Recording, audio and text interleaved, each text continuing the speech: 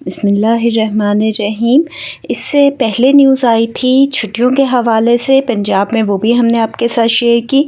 अब एग्ज़ाम्स के मुतालिक जो लेटेस्ट अपडेट आई है वो ये है कि पंजाब के जो 9 और 10 को इंटरमीडिएट के एग्ज़ाम्स होने थे वो कैंसिल हो गए हैं, वो डिले हो गए हैं। और इसके साथ जो AJK के थे वो एग्ज़ाम भी डिले हो गए हैं।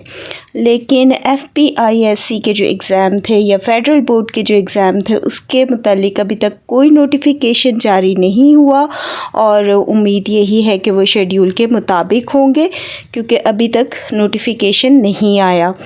तो जो पंजाब के जो हैं वो 9 और 10 को जो पेपर थे इंटरमीडिएट के वो डिले हुए हैं।